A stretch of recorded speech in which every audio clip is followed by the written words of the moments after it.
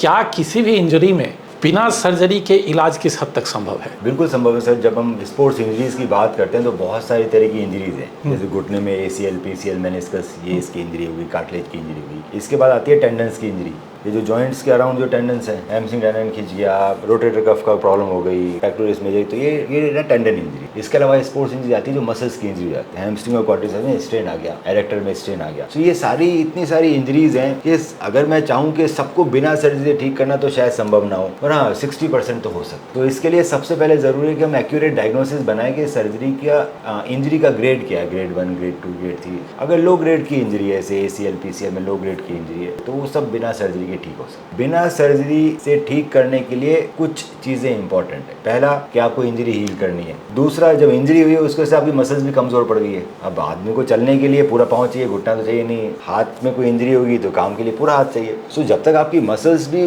पहले जैसे स्ट्रांग नहीं हो जाएगी, आपको रिजल्ट नहीं मिलेगा। हीलिंग के लिए हमारे पास कोई दवाई नहीं आती, डॉक्टर दवाई बनी नहीं है जो आपकी बॉडी को हील कर दे। हमारी बॉडी में जो हील करता है वो हमारे प्लेटलेट्स और ग्रोथ फैक्टर करते हैं। सो जहाँ जहाँ हमारा खून जा रहा है वहाँ हीलिंग हो रही है। स्पोर्ट्स इंजरीज की बहुत सारी इंजरीज में इंजरी होती है तो वहाँ पर खून जाना बंद हो जाता है, तो हम लोग ब्लड से हीलिंग प्रोडक्ट्स निकाल लेते हैं जिसको बोलते हैं PRP। अब PRP एक जेनरिक वर्ड है, प्लेटलेट रिच प्लाज्मा, बहुत लंबे समय से लोग यूज कर रहे हैं। अब जो प्रोडक्ट्स आ रहे हैं सारे वो आ रहे हैं ल्यूकोसाइट पुअर, जिसमें प्लेटलेट कॉन्सेंट्रेशन तो इंक्रीज होता है पर WBC बिल्कुल कम कर देते हैं। तो उस प्रोडक्ट में ACP है, आर्थरेक्स का अच्छा प्रोडक्ट है। फिर ग्रोथ फैक्टर्स आ रहे हैं मार्केट में बहुत सारे, जिसमें फिल्टर्स लगे रहते हैं। सेकंड, एक्सरसाइजेज बहुत जरूरी है। अब हर इंजरी के हिसाब से अलग एक्सरसाइज होती है और हर पेशेंट की अलग एक्सरसाइज। तो मैं ऐसे नहीं बताता कि ACL के पेशेंट को ये एक्सरसाइज कर लो, वो गलत है। क्यों?